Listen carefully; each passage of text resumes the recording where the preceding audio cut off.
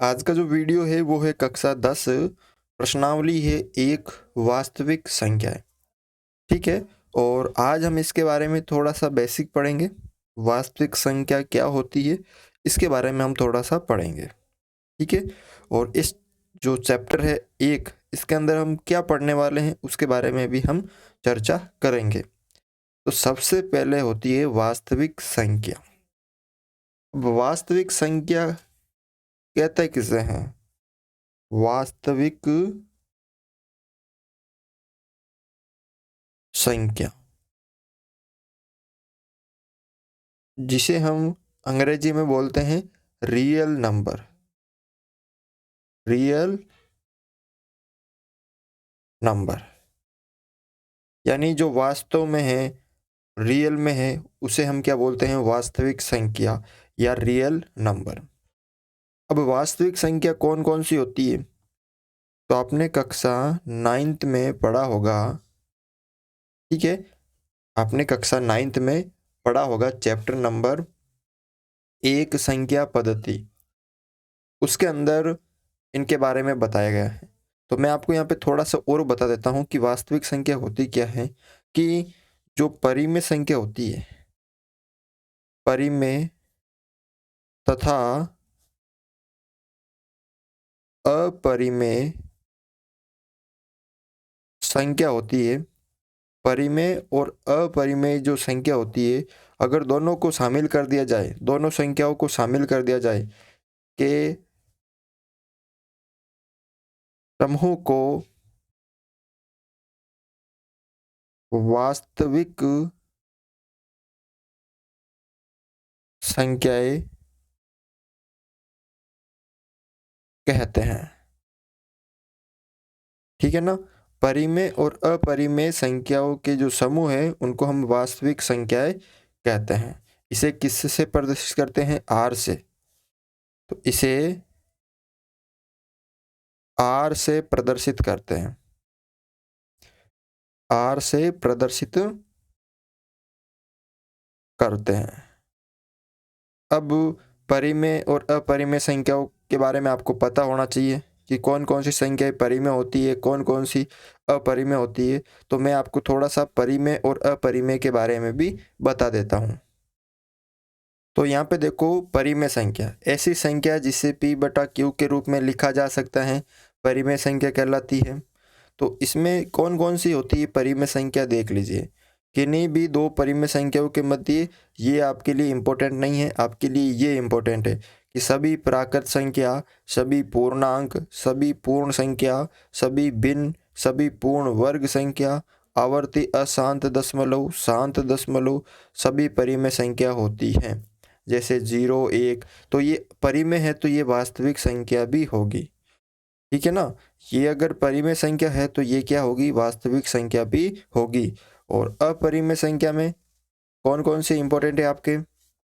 अपरिमेय संख्या में अपूर्ण वर्ग संख्या होती है। ये ई तथा पाई परिमेय अपरिमेय संख्या होती है। अब ये अपरिमेय है तो ये वास्तविक संख्या भी है। सभी अनावर्ती अशांत दशमलव संख्याएं अपरिमेय संख्या होती है। ठीक है ना। तो परिमेय और अपरिमेय संख्या जो भी होती है वो सभी क्या होती है? वास्तविक संख्या होती है। तो यहाँ पे मैं कुछ उदाहरण लिखा था हूँ। उदाहरण में देख लीजिए। जैसे आप 1, 2, 3, ये भी परिमेय संख्या है। फिर 1/, ये वास्तविक संख्या है। 1/2, 3/4, ये भी वास्तविक संख्या है। √25, √21, ये भी वास्तविक संख्या है। 0.57, 0.0, 0.222, ये भी वास्तविक संख्या है। ठीक है ना। पाई भी वास्तविक संख्या है। √20, ये भी वास्तविक संख्या है। तो जो भी परिमेय और अपरिमेय संख्या होती है वो वास्तविक संख्या होती है। अब इस चैप्टर में हम इनके बारे में नहीं पढ़ेंगे कि कौन सी परिमेय होती है, कौन सी अपरिमेय होती है, नहीं। इस चैप्टर में हम क्या पढ़ेंगे? जो वास्तविक संख्या ना, वास्तविक संख्या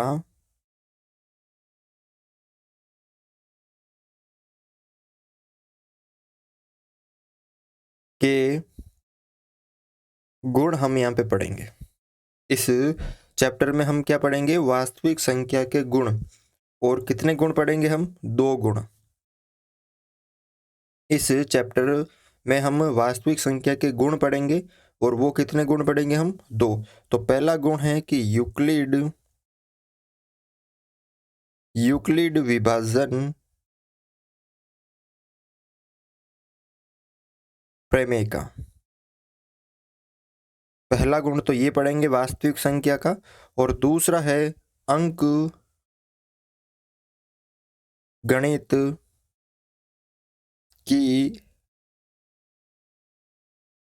आधारभूत प्रमेय। कुल मिला के आपका ये जो चैप्टर है वो थ्योरी वाला चैप्टर है, ठीक है ना। आपको इसमें थोड़ा सा याद रखना पड़ेगा, इसको थोड़ा सा ज़्यादा समझना पड़ेगा, ठीक है। तो हम इस चैप्टर में क्या पढ़ेंगे? वास्तविक संख्या के गुण पढ़ेंगे। और कितने गुण पढ़ेंगे हम? 2 गुण। एक तो यूक्लिड विभाजन प्रमेय का और एक अंक गणित की आधारभूत प्रमेय। तो आपको समझ में आ गया होगा कि वास्तविक संख्या होती क्या है। और इस चैप्टर में हम क्या पढ़ने वाले हैं? वास्तविक संख्या के गुण। तो आप यहाँ पे लिख सकते हैं याद रखने के लिए कि इस अध्याय में वास्तविक संख्या के 2 गुणों के बारे में चर्चा करने वाले हैं, आपको याद रखने के लिए। पहला है जो गुण वो है यूक्लिड विभाजन प्रमेय का। अब ये गुण क्या है? तो यहाँ पे मैं बता देता हूँ। यूक्लिड का मतलब एक व्यक्ति थे, गणितज्ञ थे, यूक्लिड, ठीक है ना। एक गणितज्ञ थे। उन्होंने एक विभाजन का मतलब भाग करना, भाग करना। तो यूक्लिड ने, गणितज्ञ जो थे, उन्होंने भाग करने के संबंधित एक क्या दी थी? प्रेमिका दी थी, यानी विभाजन से संबंधित एक प्रेमिका दी थी। तो आप लिख सकते हैं कि यूक्लिड ने विभाजन से संबंधित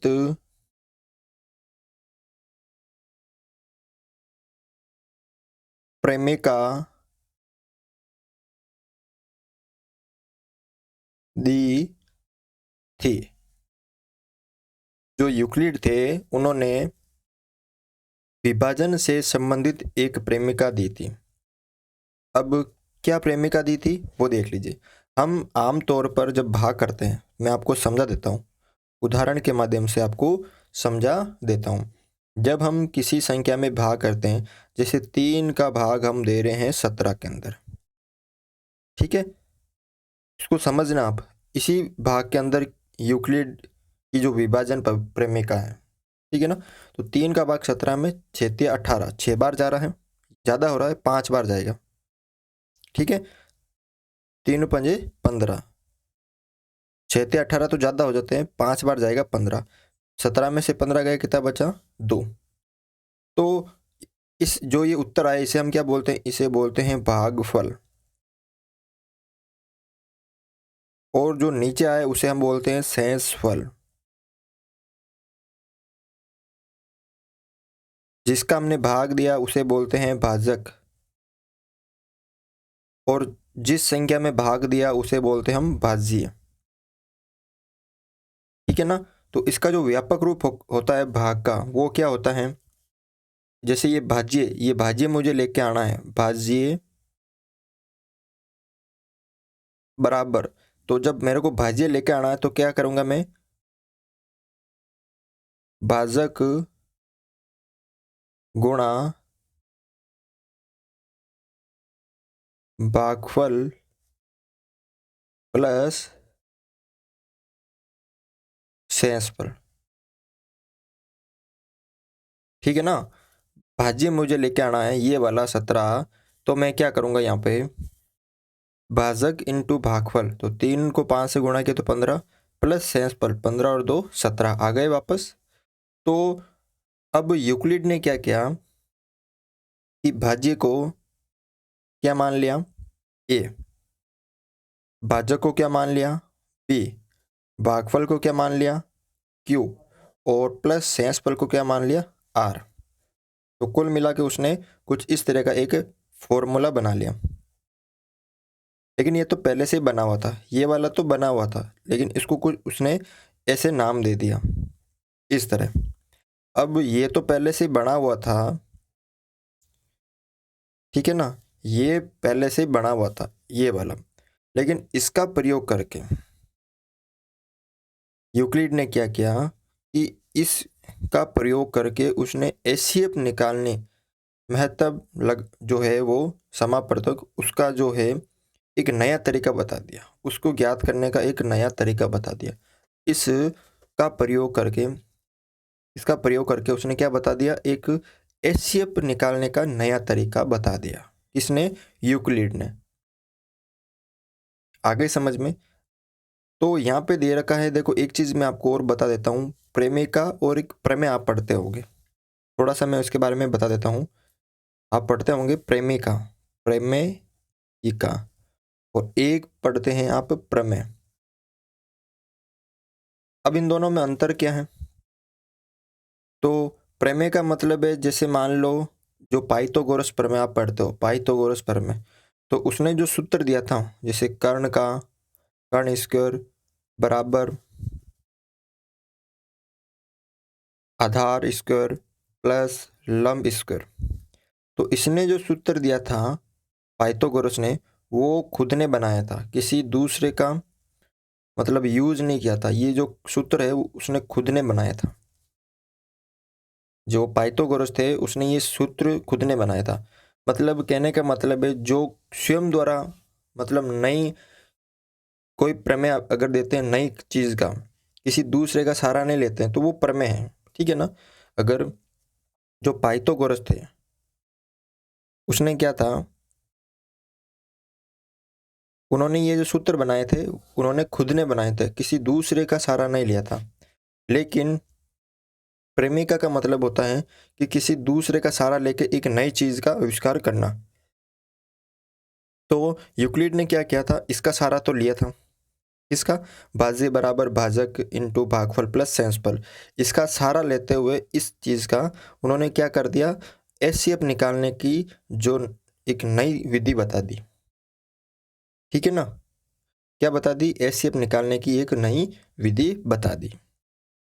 तो इसका प्रयोग करते हुए देखो वापस यहाँ पे, जो ये तो पहले से दिया हुआ था, इन्होंने उसने क्या मान लिया, इसको मान लिया उन्होंने ए बराबर B into Q plus are.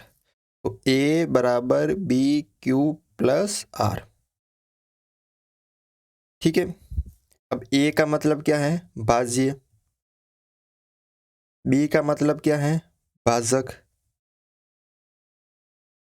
और क्यू का मतलब क्या है? भागफल। और आर का मतलब क्या है? शेषफल। ठीक है ना। तो इसका प्रयोग करते हुए यूक्लिड ने क्या कर दिया, एचसीएफ निकालने की एक नई विधि बता दी। ठीक है। तो आप यहां पे लिख सकते हैं कि यूक्लिड ने ए बराबर बी क्यू प्लस आर का प्रयोग करते हुए एचसीएफ, इसका एचसीएफ का पूरा नाम होता है highest common factor, HCF highest common factor. ठीक है नहीं। तो इस यूक्लिड ने इस जो है का प्रयोग करते हुए एचसीएफ निकालने की नई विधि बताई। और इस यूक्लिड ने क्या बताया था? यूक्लिड ने ये भी बताया था, यूक्लिड ने ये भी बताया, क्या बताया?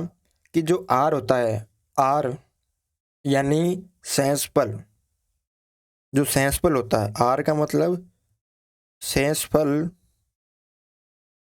जो सेंसपल होता है, सेंसपल का मान 0 या 0 से बड़ा होता है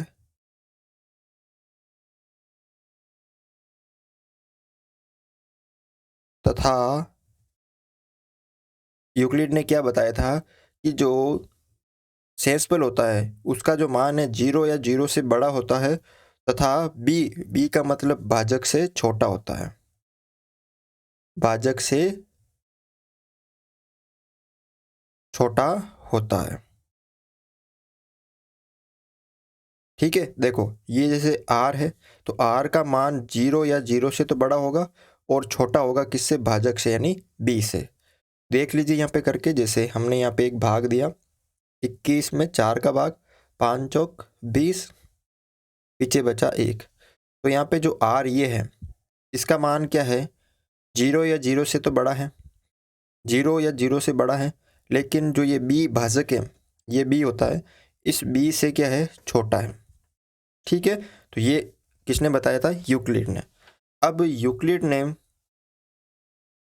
क्या निकालना सिखाया था इस सूत्र से? एचसीएफ। तो उन्होंने किस तरह से बताया था वो हम यहाँ पे करने वाले हैं। अब हम करने वाले हैं कि यूक्लिड विभाजन प्रमेय द्वारा एचसीएफ निकालना।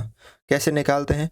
तो सबसे पहले हम एक यहाँ पे उदाहरण ले लेते हैं, जैसे 9 और 30 का एचसीएफ। तो इसमें सबसे पहले देखना है कि बड़ी संख्या कौन सी है। इसमें सबसे पहले बड़ी संख्या कौन सी है?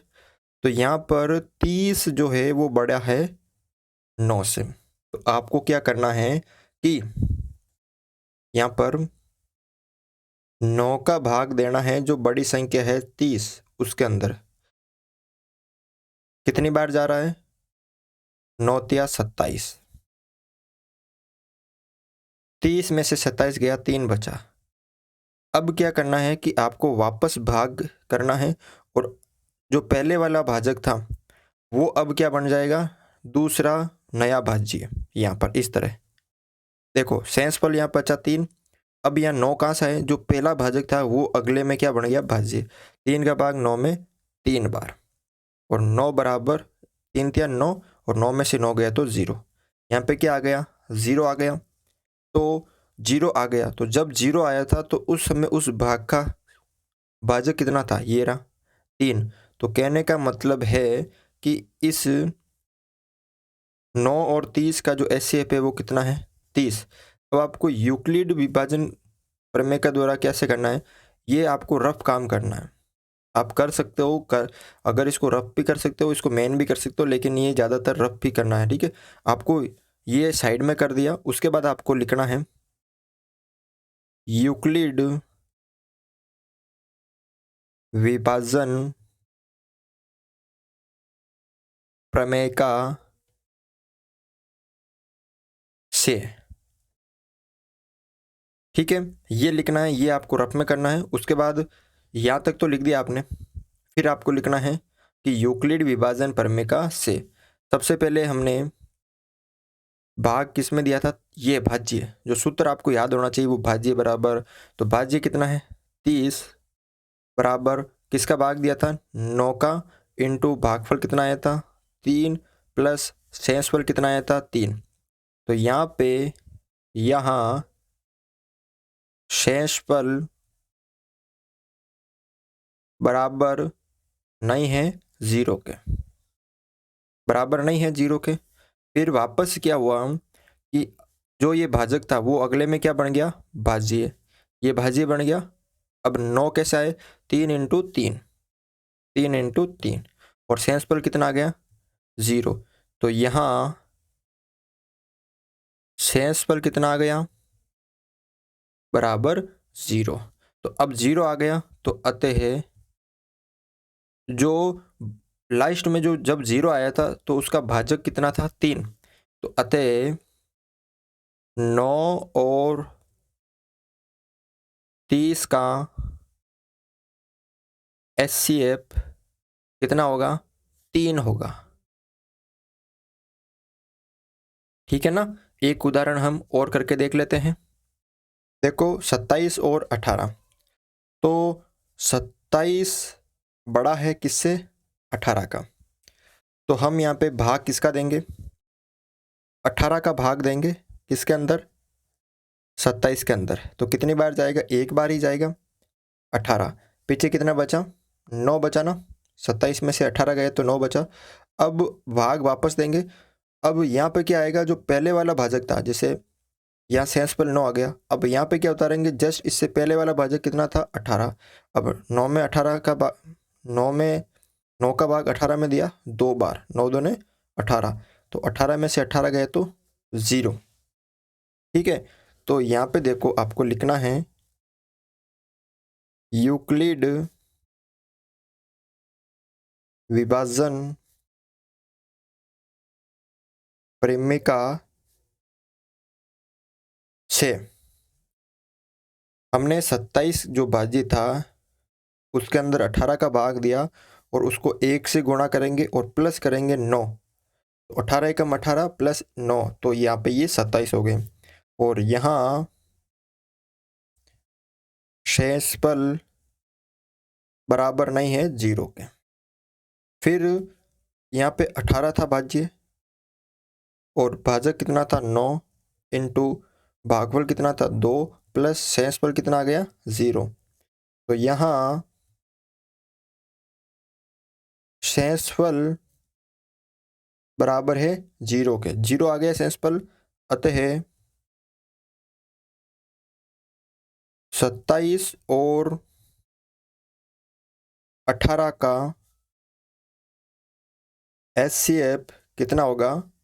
अब अंतिम में 0 आया था और जब 0 आया था तो उसका भाजक कितना था, 9 था, तो 9 होगा। ठीक है। तो आपको इस तरह से ये निकालना है HCF, और बेसिक वीडियो लगभग कंप्लीट हो गया है। ठीक है। यूक्लिड का और भी होगा तो हम और करवाएंगे। तो आज के वीडियो में इतना ही था। अगर वीडियो अच्छा लगा तो वीडियो को लाइक ज़रूर करें।